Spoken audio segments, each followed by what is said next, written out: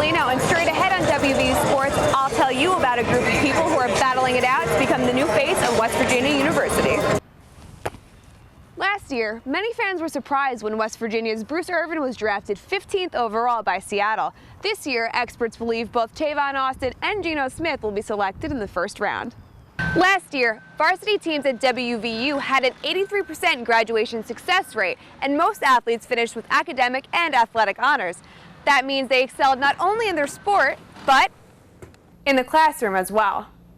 Every football player dreams of playing in the NFL. I'm Alyssa Casalino. Straight ahead on WVU Sports, I'll tell you which Mountaineers are one step closer to making that dream come true. I'm Alyssa Casalino. Coming up this week on WVU Sports, I'll tell you what athletes are doing to get back on track after suffering an injury. That total was enough to put her in first place for the day, and also just 1 point shy of a perfect score.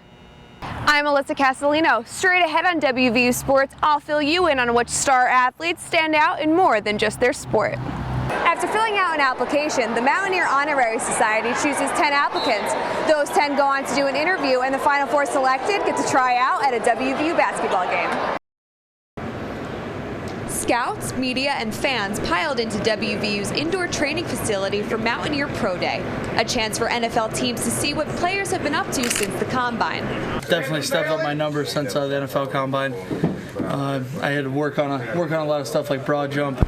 29 out of the 32 NFL teams sent a representative to watch WVU practice. Quarterback Geno Smith completed 60 of his 64 pass attempts, but wasn't fazed by the media attention. Obviously, I want to be the best, but just to be, get a shot at the NFL is a blessing in itself. So. Last year, many fans were surprised when West Virginia's Bruce Irvin was drafted 15th overall by Seattle. This year, experts believe both Tavon Austin and Geno Smith will be selected in the first round. Smith and Austin would be 2 of only 4 first-round draft picks from West Virginia in this decade. Scouts also kept an eye on junior Stedman Bailey, who left school early to enter the draft. While he isn't expected to be picked first round, he says he isn't worried about the lack of early round predictions. They don't have me ranked as high as I feel I should, and it kind of just put a chip on my shoulder to just continue working hard and just continue to prove people wrong. For the time being, all prospects will continue working out until the NFL draft starts on April 25th. Alyssa Casalino, WVU Sports, Morgantown.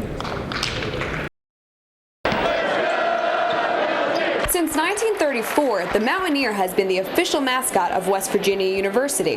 There have been 62 mascots in total, and only 2 have been female. Junior Darren Vueslick believes she should be the 3rd. Why can't a girl be a Mountaineer? I told him in my interview, I'm strong, I might not look like it, I can be just as spirited, maybe even louder than those guys. And I don't think being a girl's never held me back from anything before. Why should it hold me back from this? One of this year's finalists is Jonathan Kimball, WVU's current Mountaineer. He says that the job wasn't easy to get, but now that he's recognized as the mascot, he'd love to be picked again. I've had a great experience this last year. I've been able to work well with the Maniacs and different things, and I love to be the Mountaineer. And I think I'll do even a better job next year as a Mountaineer. After filling out an application, the Mountaineer Honorary Society chooses 10 applicants. Those 10 go on to do an interview, and the final 4 selected get to try out at a WVU basketball game. It's come down to the final 4, 3 males and 1 female.